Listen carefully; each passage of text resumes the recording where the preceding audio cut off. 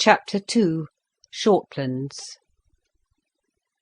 The Brangwens went home to Beldover.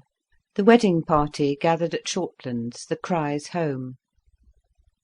It was a long, low old house, a sort of manor farm that spread along the top of a slope, just beyond the narrow little lake of Willey Water. Shortlands looked across a sloping meadow that might be a park, because of the large, solitary trees that stood here and there, across the water of the narrow lake, at the wooded hill that successfully hid the colliery valley beyond, but did not quite hide the rising smoke. Nevertheless, the scene was rural and picturesque, very peaceful, and the house had a charm of its own. It was crowded now with the family and the wedding guests. The father, who was not well, withdrew to rest. Gerald was host. He stood in the homely entrance hall, friendly and easy, attending to the men. He seemed to take pleasure in his social functions. He smiled, and was abundant in hospitality. The women wandered about in a little confusion, chased hither and thither by the 3 married daughters of the house. All the while there could be heard the characteristic imperious voice of one Crich woman or another, calling, "Helen, come here a minute." "Marjorie, I want you, here." "Oh, I say, Mrs. Witham." There was a great rustling of skirts, swift glimpses of smartly dressed women. A child danced through the hall and back again. A maidservant came and went hurriedly. Meanwhile the men stood in calm little groups, chatting, smoking, pretending to pay no heed to the rustling animation of the women's world. But they could not really talk, because of the glassy ravel of women's excited cold laughter and running voices. They waited, uneasy, suspended, rather bored. But Gerald remained as if genial and happy, unaware that he was waiting or unoccupied, knowing himself the very pivot of the occasion. Suddenly Mrs. Crich came noiselessly into the room, peering about with her strong, clear face. She was still wearing her hat and her sack coat of blue silk. "What is it, mother?" said Gerald. "Nothing, nothing," she answered vaguely. And she went straight towards Birkin, who was talking to a Crich brother-in-law. "How do you do, Mr. Birkin?" she said in her low voice, that seemed to take no count of her guests. She held out her hand to him. "Oh, Mrs. Crich," replied Birkin, in his readily changing voice. "I couldn't come to you before." "I don't know half the people here," she said in her low voice. Her son-in-law moved uneasily away. "And you don't like strangers?" laughed Birkin. "I myself can never see why one should take account of people, just because they happen to be in the room with one. Why should I know they're there?" "Why indeed, why indeed," said Mrs. Crich in her low, tense voice. "Except that they are there. I don't know people whom I find in the house. The children introduce them to me. 'Mother, this is Mr. So-and-so.' I am no further.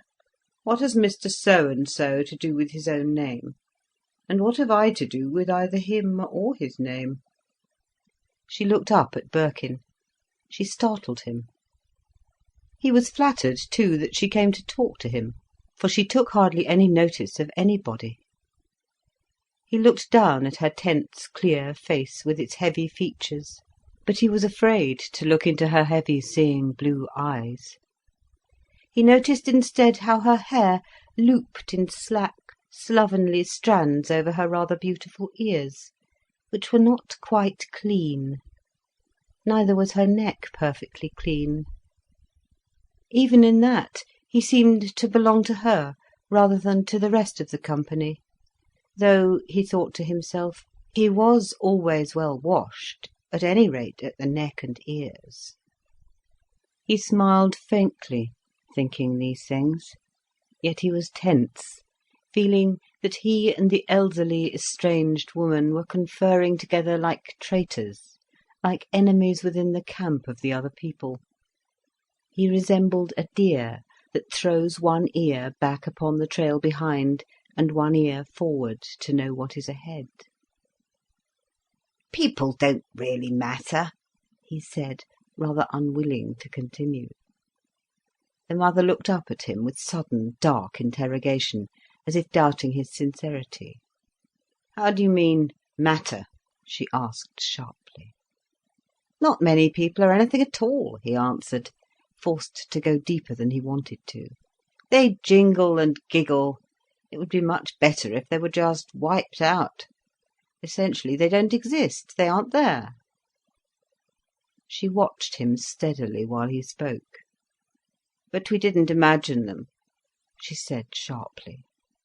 "There's nothing to imagine. That's why they don't exist."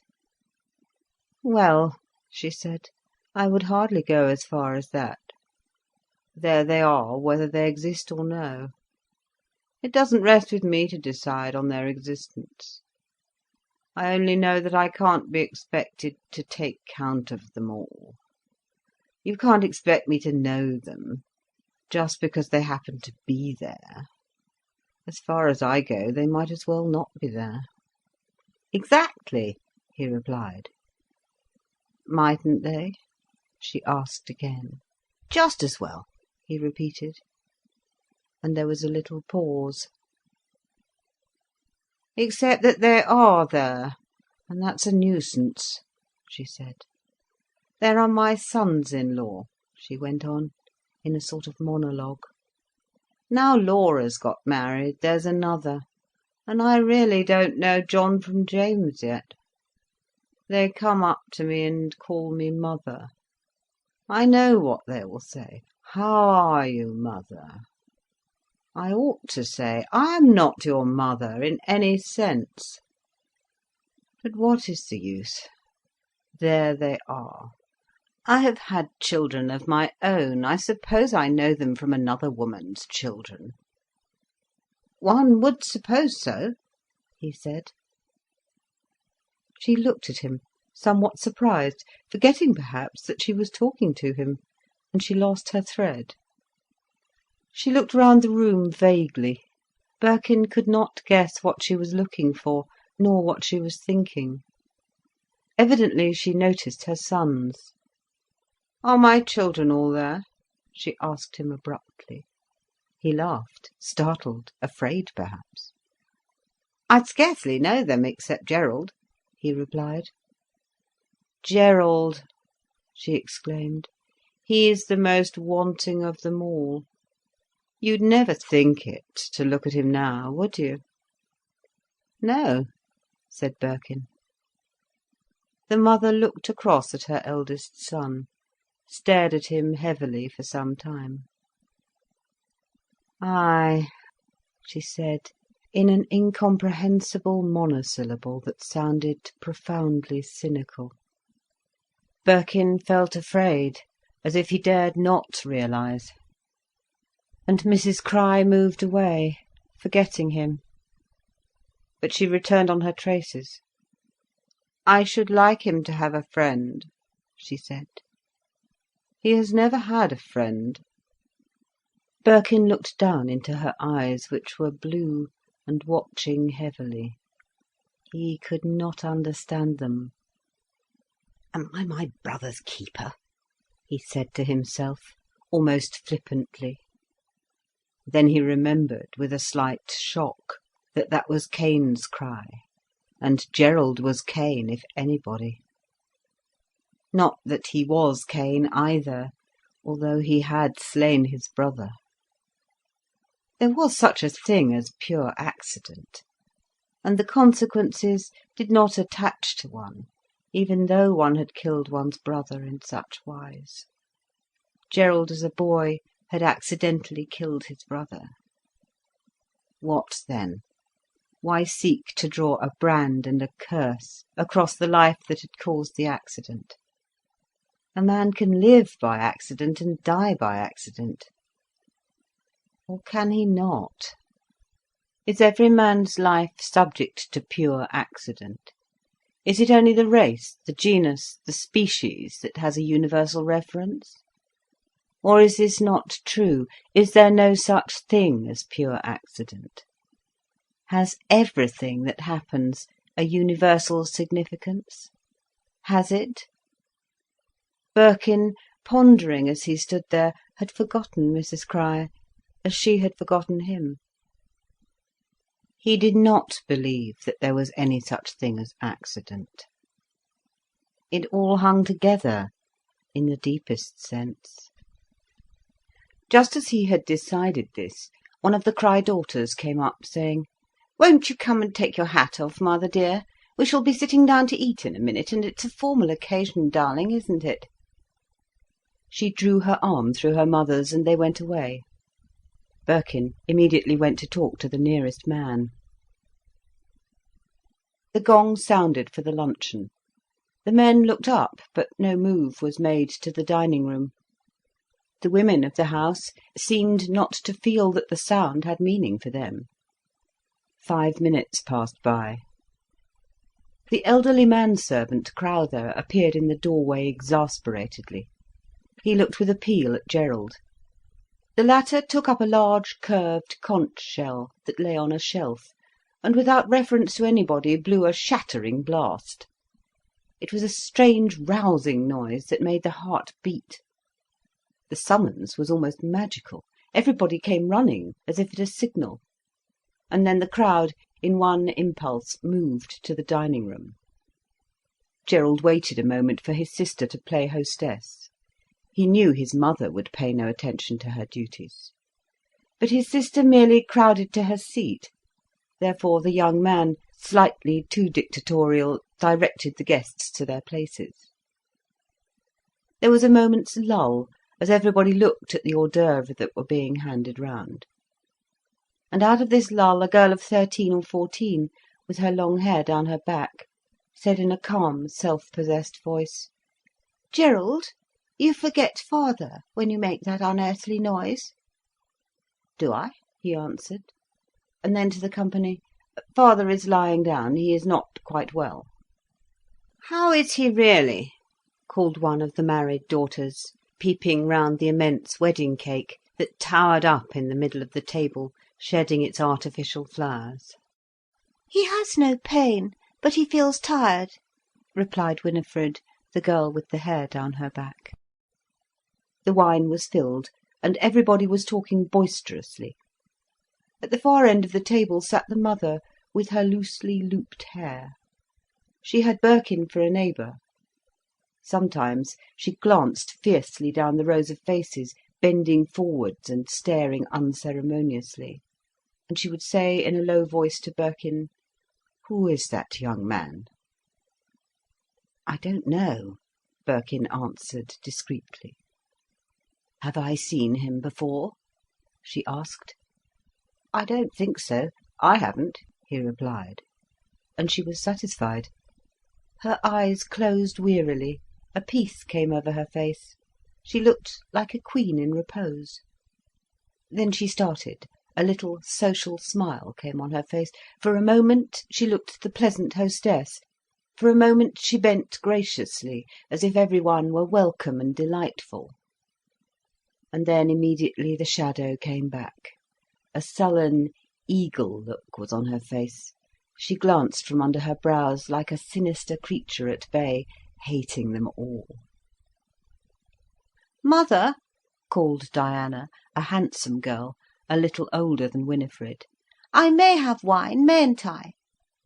"Yes, you may have wine," replied the mother automatically, for she was perfectly indifferent to the question. And Diana beckoned to the footman to fill her glass. "Gerald shouldn't forbid me," she said calmly to the company at large. "All right, Di," said her brother amiably, and she glanced challenge at him as she drank from her glass. There was a strange freedom that almost amounted to anarchy in the house. It was rather a resistance to authority than liberty. Gerald had some command, by mere force of personality, not because of any granted position. There was a quality in his voice, amiable but dominant, that cowed the others, who were all younger than he. Hermione was having a discussion with the bridegroom about nationality. "No," she said, "I think that the appeal to patriotism is a mistake. It is like one house of business rivalling another house of business." "Well, you can hardly say that, can you?" exclaimed Gerald, who had a real passion for discussion. "You couldn't call a race a business concern, could you?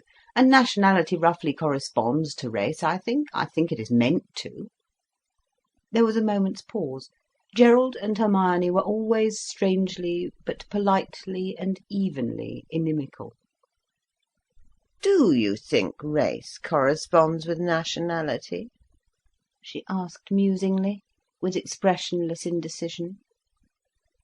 Birkin knew she was waiting for him to participate, and dutifully he spoke up. "I think Gerald is right. Race is the essential element in nationality, in Europe at least," he said. Again Hermione paused, as if to allow this statement to cool. Then she said, with strange assumption of authority, "Yes, but even so, is the patriotic appeal an appeal to the racial instinct? Is it not rather an appeal to the proprietary instinct, the commercial instinct? And isn't this what we mean by nationality?" "Probably," said Birkin, who felt that such a discussion was out of place and out of time. But Gerald was now on the scent of argument. "A race may have its commercial aspect," he said. "In fact, it must. It is like a family. You must make provision, and to make provision you have got to strive against other families, other nations. I don't see why you shouldn't." Again Hermione made a pause, domineering and cold, before she replied, "Yes, I think it is always wrong to provoke a spirit of rivalry. It makes bad blood, and bad blood accumulates." "But you can't do away with the spirit of emulation altogether," said Gerald. "It is one of the necessary incentives to production and improvement." "Yes," came Hermione's sauntering response. "I think you can do away with it." "I must say," said Birkin, "I detest the spirit of emulation." Hermione was biting a piece of bread, pulling it from between her teeth with her fingers, in a slow, slightly derisive movement.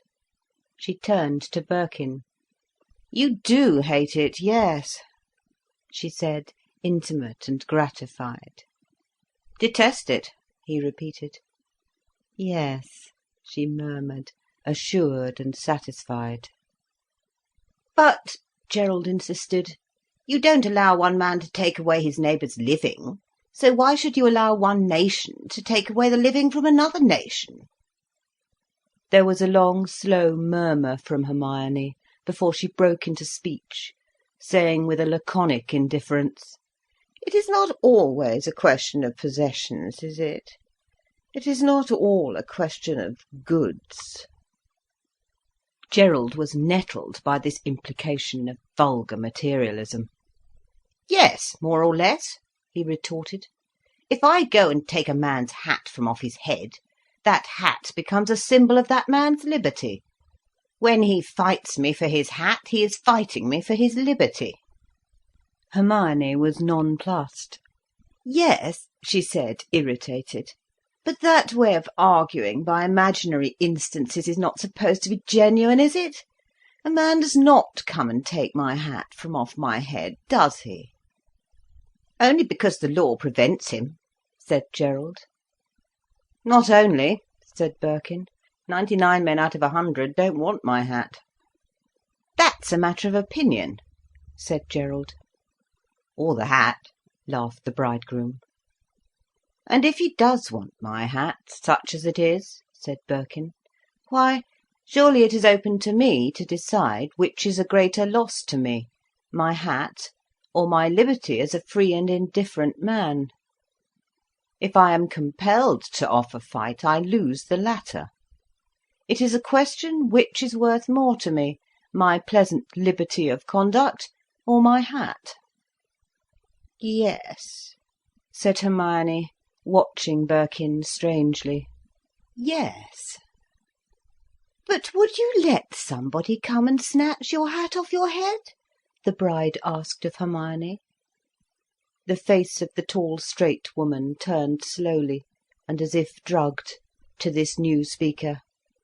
"No," she replied, in a low, inhuman tone that seemed to contain a chuckle. "No, I shouldn't let anybody take my hat off my head." "How would you prevent it?" asked Gerald. "I don't know," replied Hermione slowly. "Probably I should kill him." There was a strange chuckle in her tone, a dangerous and convincing humour in her bearing.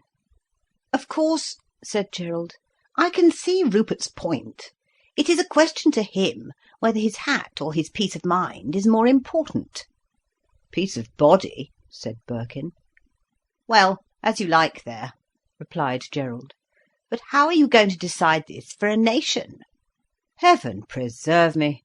laughed Birkin. "Yes, but suppose you have to," Gerald persisted. "Then it is the same. If the national crown piece is an old hat, then the thieving gent may have it." "But can the national or racial hat be an old hat?" insisted Gerald. "Pretty well bound to be, I believe," said Birkin. "I'm not so sure," said Gerald. "I don't agree, Rupert," said Hermione. "All right," said Birkin. "I'm all for the old national hat," laughed Gerald. "And a fool you look in it," cried Diana, his pert sister, who was just in her teens. "Oh, we're quite out of our depths with these old hats," cried Laura Crich. "Dry up now, Gerald. We're going to drink toasts. Let us drink toasts. Toasts. Glasses? Glasses. Now then, toasts. Speech. Speech." Birkin, thinking about race or national death, watched his glass being filled with champagne. The bubbles broke at the rim, the man withdrew, and feeling a sudden thirst at the sight of the fresh wine, Birkin drank up his glass. A queer little tension in the room roused him. He felt a sharp constraint. "Did I do it by accident or on purpose?" he asked himself. And he decided that, according to the vulgar phrase, he had done it accidentally on purpose. He looked round at the hired footman, and the hired footman came, with a silent step of cold, servant-like disapprobation. Birkin decided that he detested toasts, and footmen, and assemblies, and mankind altogether, in most of its aspects. Then he rose to make a speech, but he was somehow disgusted. At length it was over, the meal. Several men strolled out into the garden. There was a lawn, and flower beds, and at the boundary an iron fence, shutting off the little field or park. The view was pleasant, a high road curving round the edge of a low lake under the trees. In the spring air the water gleamed, and the opposite woods were purplish with new life. Charming Jersey cattle came to the fence, breathing hoarsely from their velvet muzzles at the human beings, expecting perhaps a crust. Birkin leaned on the fence. A cow was breathing wet hotness on his hand. "Pretty cattle, very pretty," said Marshall, one of the brothers-in-law. "They give the best milk you can have." "Yes," said Birkin. "Eh, my little beauty, eh, my beauty," said Marshall, in a queer high falsetto voice that caused the other man to have convulsions of laughter in his stomach. "Who won the race, Lupton?" he called to the bridegroom, to hide the fact that he was laughing. The bridegroom took his cigar from his mouth. "The race?" he exclaimed. Then a rather thin smile came over his face. He did not want to say anything about the flight to the church door. "We got there together. At least she touched first, but I had my hand on her shoulder." "What's this?" asked Gerald. Birkin told him about the race of the bride and the bridegroom. "H'm," said Gerald in disapproval. "What made you late, then?" "Lupton would talk about the immortality of the soul," said Birkin, "and then he hadn't got a button-hook." "Oh God!" cried Marshall. "The immortality of the soul on your wedding day! Hadn't you got anything better to occupy your mind?" "What's wrong with it?" asked the bridegroom, a clean-shaven naval man, flushing sensitively. "Sounds as if you're going to be executed instead of married. The immortality of the soul," repeated the brother-in-law, with most killing emphasis. But he fell quite flat. "And what did you decide?" asked Gerald, at once pricking up his ears at the thought of a metaphysical discussion. "You don't want a soul today, my boy," said Marshall. "It'd be in your road." "Christ, Marshall, go and talk to somebody else," cried Gerald with sudden impatience. "By God, I'm willing," said Marshall in a temper. "Too much bloody soul and talk altogether." He withdrew in a dudgeon, Gerald staring after him with angry eyes, that grew gradually calm and amiable as the stoutly built form of the other man passed into the distance. "There's one thing, Lupton," said Gerald, turning suddenly to the bridegroom. "Laura won't have brought such a fool into the family as Lottie did." "Comfort yourself with that," laughed Birkin. "I take no notice of them," laughed the bridegroom. "What about this race, then? Who began it?" Gerald asked. "We were late. Laura was at the top of the churchyard steps when our cab came up. She saw Lupton bolting towards her, and she fled. But why do you look so cross? Does it hurt your sense of the family dignity?" "It does, rather," said Gerald. "If you're doing a thing, do it properly. And if you're not going to do it properly, leave it alone." "Very nice aphorism," said Birkin. "Don't you agree?" asked Gerald. "Quite," said Birkin. "Only it bores me rather when you become aphoristic." "Damn you, Rupert! You want all the aphorisms your own way," said Gerald. "No, I want them out of the way, and you're always shoving them in it." Gerald smiled grimly at this humorism. Then he made a little gesture of dismissal with his eyebrows. "You don't believe in having any standard of behaviour at all, do you?" he challenged Birkin censoriously. "Standard? No. I hate standards. But they're necessary for the common ruck. Anybody who is anything can just be himself and do as he likes." "But what do you mean by being himself?" said Gerald. "Is that an aphorism or a cliché?" "I mean just doing what you want to do. I think it was perfect good form in Laura to bolt from Lupton to the church door. It was almost a masterpiece in good form. It's the hardest thing in the world to act spontaneously on one's impulses, and it's the only really gentlemanly thing to do, provided you're fit to do it." "You don't expect me to take you seriously, do you?" asked Gerald. "Yes, Gerald, you're one of the very few people I do expect that of." "Then I'm afraid I can't come up to your expectations here, at any rate. You think people should just do as they like." "I think they always do. But I should like them to like the purely individual thing in themselves which makes them act in singleness. And they only like to do the collective thing." "And I," said Gerald grimly, "shouldn't like to be in a world of people who acted individually and spontaneously, as you call it. We should have everybody cutting everybody else's throat in 5 minutes." "That means you would like to be cutting everybody's throat," said Birkin. "How does that follow?" asked Gerald crossly. "No man," said Birkin, cuts another man's throat unless he wants to cut it, and unless the other man wants it cutting. This is a complete truth. It takes two people to make a murder, a murderer and a murderee. And a murderee is a man who is murderable.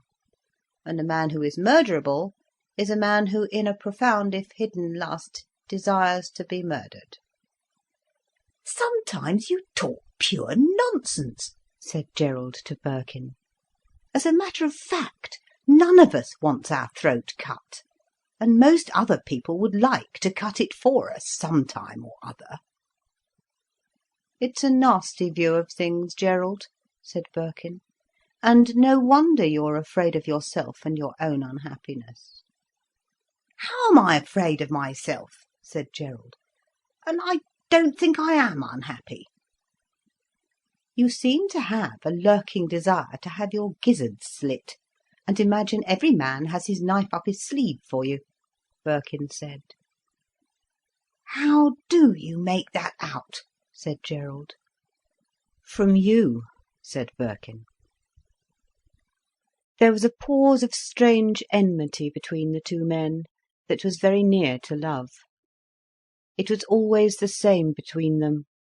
Always their talk brought them into a deadly nearness of contact, a strange, perilous intimacy, which was either hate or love or both. They parted with apparent unconcern, as if their going apart were a trivial occurrence.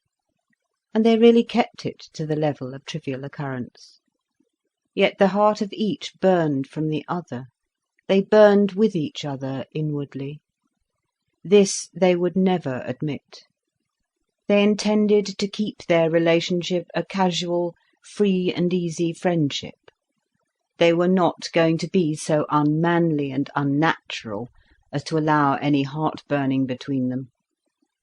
They had not the faintest belief in deep relationship between men and men, and their disbelief prevented any development of their powerful but suppressed friendliness. End of chapter 2. Recording by Ruth Golding.